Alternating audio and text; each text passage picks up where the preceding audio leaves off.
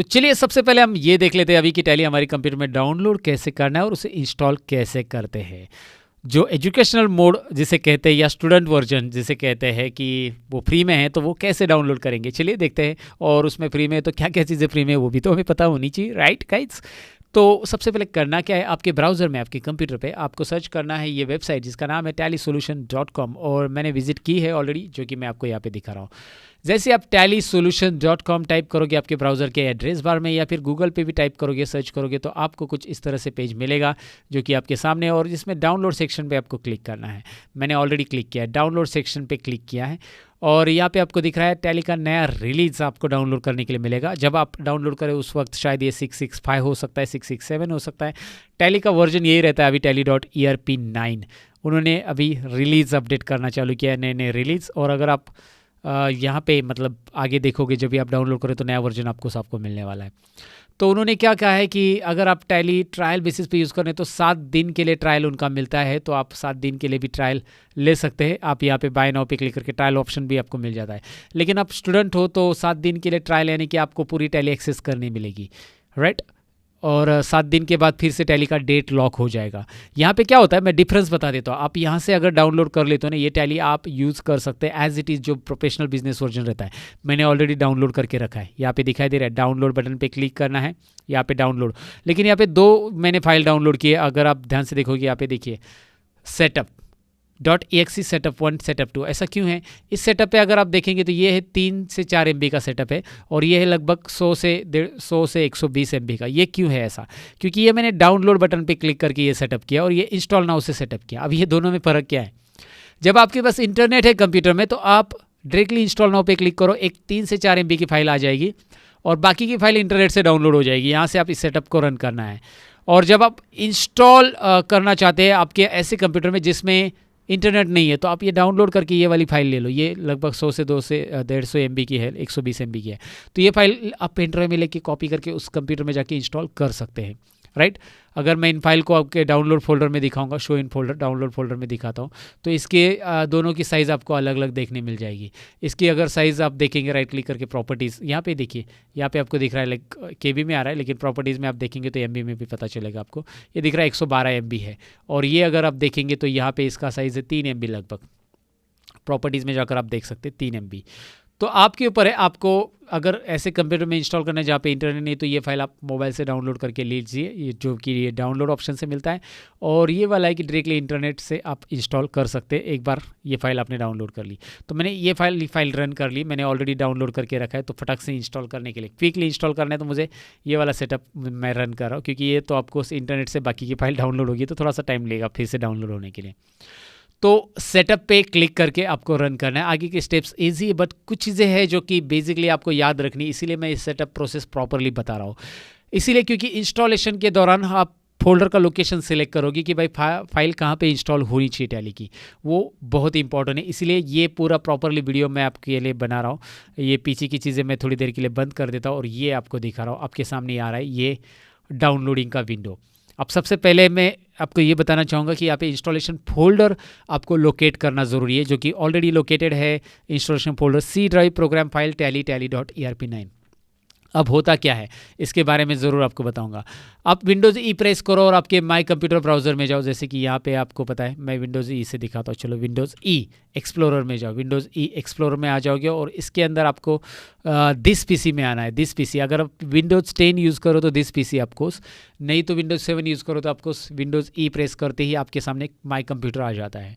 सो इसमें आपके पास ड्राइव रहेंगे, C ड्राइव, D ड्राइव। अभी मेरा D ड्राइव तो पूरा फुल है, बहुत सारा डेटा मैंने यहाँ पे रखा है। और ये SSD हार्ड डिस्क है, थोड़ा सा तो डेटा भी यहाँ पे छोटा है, मतलब छोटी हार्ड डिस्क है ये SSD हार्ड डिस्क। ओके, सो C ड्राइव के अंदर आपकी फ़ाइल स्टोर होगी अगर आप यहाँ पे इंस्टॉलेशन प्रोसेस कंटिन्यू करते हो। लेकिन C ड्राइव में दरअसल होता क्या है, C ड्राइव में सभी सिस्टम की फ़ाइल रहती है।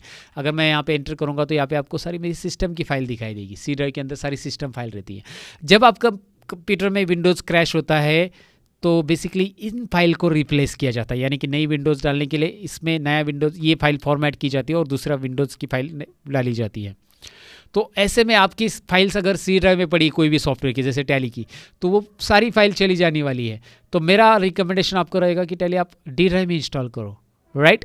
टैली अगर आप डी ड्राइव में इंस्टॉल करते हो तो भी चलेगा, और बेसिकली आप सी ड्राइव में इंस्टॉल करोगे तो भी चलेगा। आप जब फॉर्मेट मतलब जब कंप्यूटर को फॉर्मेट किया जा रहा है तो आप जो भी आपका हार्डवेयर वाला है उसे बोल सकते कि भाई सी ड्राइव की ओल्ड फाइल मुझे चाहिए, तो वो आपको लाके भी दे सकता है। आजकल सब ऑप्शन अवेलेबल है, बैकअप लेके रख सकता है पहले से, या फिर इंस्टॉलेशन के टाइम पे windows.old फोल्डर तैयार होता है जो कि आपके ऊपर है, लेकिन वो सी ड्राइव की फ़ाइल फिर आपको रखनी पड़ेगी, फिर उसमें से आपका बैकअप लेना पड़ेगा। इतनी सारी क्या बोलते हैं ना, मगजमारी भी बोल सकते हैं, ये करनी पड़ेगी। तो ये जो चीज़ें करनी नहीं है आपको, तो आपकी सिंपली फाइल डी ड्राइव में सारी की सारी रखो। लेकिन डी ड्राइव में खाली टैली का इंस्टॉलेशन फोल्डर रख के नहीं चलेगा, टैली का जो डेटा फोल्डर रहता है ना वो भी रखना पड़ेगा।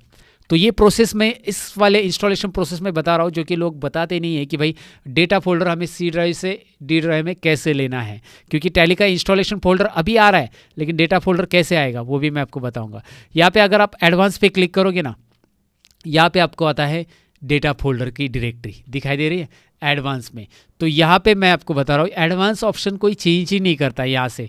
तो यहाँ से एडवांस ऑप्शन आप चेंज करोगे, डेटा फोल्डर भी चेंज हो जाएगा। डेटा फोल्डर कहाँ पे आ रहा है देखिए, C user public Tally .erp9 data, ये अलग लोकेशन है और ये अलग, ये इंस्टॉलेशन फोल्डर, ये देखिए ये प्रोग्राम फाइल्स है, ज़रा ध्यान से देखिए, ये प्रोग्राम फाइल्स है टैली .erp9, ये प्रोग्राम फाइल्स है, और ये वाला जो है ये डेटा फोल्डर है जहाँ पे आपकी कंपनी जितनी भी बनाओगे ना आप टैली की, वो सारी यहाँ पे सेव होती है कंपनीज़, राइट याद रखिए। तो ये दोनों चीज़ें हैं, दोनों की दोनों लोकेशन हमें बदलनी है।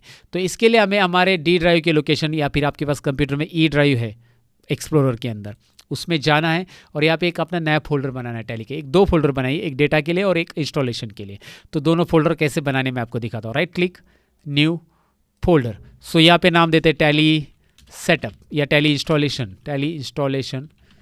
ओके, टैली इंस्टॉलेशन एक फ़ोल्डर बना के रख देते हैं, और एक फ़ोल्डर बनेगा टैली डेटा का।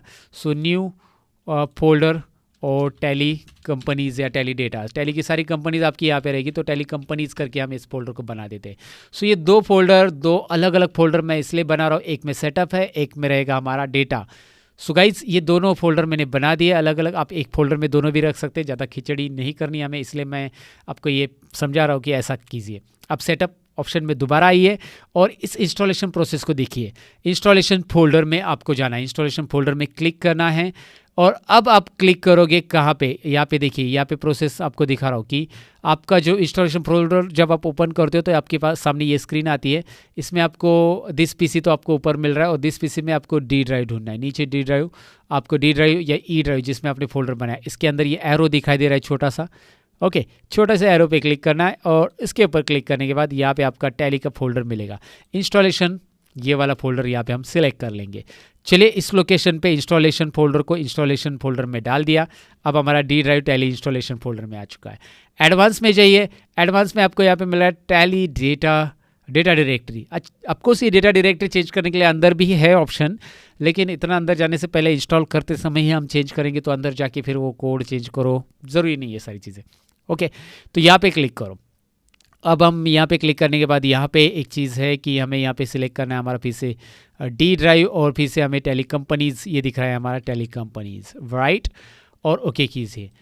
अब देखिए यहाँ पे आप एक्सेप्ट कर सकते हैं, यहाँ पे आप एक्सेप्ट बटन पे क्लिक करोगे, और उसके बाद अभी आप इंस्टॉल बटन पे क्लिक करोगे यहाँ पे। सो सारी चीज़ें आपके लोकेशन पे इंस्टॉल होगी इन दोनों फोल्डर में, याद रखिए, राइट। इन दोनों फोल्डर में आपके लोकेशंस पे सेव होती रहेगी जो भी टैली में डेटा बनेगा या फिर रहेगा। अब एक चीज़ और नोटिस कीजिए कि ये जो फोल्डर है ना, आप ये नेटवर्क मैप भी कर सकते हैं। अब नेटवर्क मैपिंग क्या होता है, ये हमारा एक मैं चैप्टर बनाऊंगा जिसमें मैं आपको बताऊंगा कि आपके पास टैली के 4 ऑपरेटर आपको रखने हैं, और चारों ऑपरेटर एक ही कंपनीज में काम करे, राइट, या फिर चारों ऑपरेटर जो काम करे वो एक ही कंप्यूटर में रहे, एक कंप्यूटर में, या फिर सपोज आपने एक कंप्यूटर में एक ऑपरेटर को बिठाया तो वो दूसरे कंप्यूटर पे बैठे तो वो अपनी कंपनी एक्सेस कर सके। तो इसके लिए भी टैली में सोल्यूशन है दोस्तों। तो वो हम एक पार्ट ही बनाएंगे कि हम नेटवर्क टैली कैसे यूज़ कर सकते हैं। तो उसके लिए भी आप आगे जैसे सीरीज़ बढ़ते जाएगा तो आपको सीखने मिल जाएगा, राइट। फिलहाल तो आप ये चीज़ देखिए कि हमें एक कंप्यूटर के लिए इंस्टॉल करना है, हमें मल्टीपल 10 कंप्यूटर के लिए नहीं, नेटवर्क कंप्यूटर के लिए आगे के पार्ट में हम देखने वाले हैं। आगे के पार्ट्स जितने भी आएंगे उसमें रहेगा कहीं ना कहीं पे। सो फिलहाल तो इंस्टॉल बटन पे क्लिक कीजिए और हमारा प्रोसेस हम कर लेते हैं। यहाँ पे अगर आप डाउनलोड वाली फाइल से इंस्टॉल करते हो तो ये प्रोसेस थोड़ी सी क्विक होने वाली है। आपको उस it will not take a time. अगर आप वो दूसरा वाला सेटअप लेते हैं जैसे इंस्टॉलेशन, तो इंटरनेट से फाइल डाउनलोड होगी तो उसमें थोड़ा सा ज़्यादा टाइम लग सकता है। सो यहाँ पे इसे इंस्टॉल होने दीजिएगा और इंस्टॉलेशन फोल्डर चेक कीजिएगा। पीछे टैली इंस्टॉलेशन फोल्डर में देखिए यहाँ पे टैली की फाइल आती जा रही है, आती जा रही है, आती जा रही है। ओके और यहाँ पे टैली इंस्टॉलेशन में ये आ गया। टैली कंपनीज़ में भी टैली कंपनीज़ आ जाएगी, लेकिन अभी हमारे पास कोई कंपनी या कुछ नहीं है तो वो आपको कुछ नहीं दिखाई देगा वहाँ पे।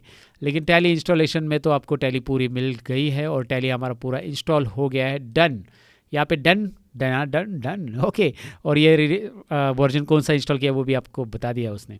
डन कर दिया हमने। जैसे हम डन करेंगे टैली आपके लिए डायरेक्ट स्टार्ट हो जाएगा। टैली इंस्टॉल होते टैली स्टार्ट करता है, वेलकम टू टैली.erp9 power of simplicity. Simplicity okay. So यहाँ पे हम इसे मैक्सिमाइज कर लेते हैं। ये आपके सामने टैली की स्क्रीन आ चुकी है, टैली इंस्टॉल हो चुका है। टैली का यहाँ पे आपको मिल रहा है रिलीज जो इंस्टॉलेशन है ना, और हमारा एजुकेशनल मोड है। अब आपको थोड़ा सा मैं बताना चाहूँगा एजुकेशनल मोड और लाइसेंस वर्जन में क्या रहता है। अगर आपने लाइसेंस वर्जन लिया तो यहाँ से आपको एक्टिवेट करना पड़ेगा लाइसेंस वर्जन होता है उनके लिए जो मतलब परचेस करते हैं बिजनेस के लिए। अगर आप स्टूडेंट हो तो आपके लिए एजुकेशनल वर्जन है जिसमें डेट लॉक रहती है। आपको 1 तारीख और 2 तारीख ही एक्टिवेट रहेगी आपके वर्किंग के लिए, आपके मतलब आपके प्रैक्टिस के लिए। 1 तारीख, 2 तारीख और 31 तारीख, ये 3 ही डेट टैली में एक्टिवेट रहती है जिसमें आप वर्किंग कर सकते हैं, प्रैक्टिस कर सकते हैं। वर्किंग तो नहीं कर सकते लेकिन आप टैली की प्रैक्टिस ज़रूर कर सकते हैं। सो हर एक महीने की 1, 2 और 31, जिसमें 31 है, जिस महीने में 31 वही एक्टिवेट रहेगी, 30 तो एक्टिवेट नहीं रहती। ये 3 डेट हमें इनेबल रहती है जो कि हम काम कर सकते हैं टैली में, प्रैक्टिस कर सकते हैं आई मीन टू से। और जब आपको काम करना है तो आपको लाइसेंस टैली खरीदना है जहाँ पे सारी डेट उन्होंने इनेबल की है, जहाँ पे आपको पे करना पड़ता है आपको। तो ये टैली का इंस्टॉलेशन प्रोसेस हमने देखा। इसके बारे में आगे जानेंगे कि हम स्टार्टअप कैसे करेंगे, स्टार्टअप विंडो के बारे में आगे के पार्ट में हम डिटेल में देखेंगे। लेकिन इंस्टॉलेशन प्रोसेस ज़रा ध्यान से कीजिएगा क्योंकि आपको ये ज़रूरी जानना है कि भाई टैली इंस्टॉलेशन में हमारा टैली का लोकेशन हमें कैसे सिलेक्ट करना है। सो मैंने कोशिश की है यहाँ पे डिटेल में एक्सप्लेन करने की, उम्मीद है आपको ये समझा होगा। चलिए मिलते हैं नेक्स्ट पार्ट में। Bye bye guides.